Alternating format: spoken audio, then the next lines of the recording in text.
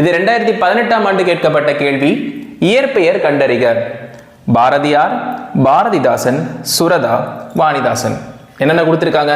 ராஜகோபாலன், அரங்கசாமி, சுப்புரத்தினம், சுப்பிரமணியம். முதல்ல தெரிஞ்சதை கிளிக் பண்ணிப்போமா? சுப்புரத்தினம்ன்றது பாரதிதாசன் அப்படின்றது நமக்கு நல்லாவே தெரியும். கனக சுப்புரத்தினம் தான் அவருடைய இயற்பெயர். பாரதியார் மீது கொண்ட பற்றின் காரணமாக தன்னுடைய பெயரை பாரதிதாசன் அப்படின்னு மாற்றிப்பார். பாரதியாருடைய இயற்பெயர் பார்த்தீங்கன்னா சுப்பிரமணியன். இதுவும் நமக்கு சுப்பிரமணிய பாரதி அப்படின்றது நமக்கு நல்லா தெரியும், சுப்பிரமணியன்.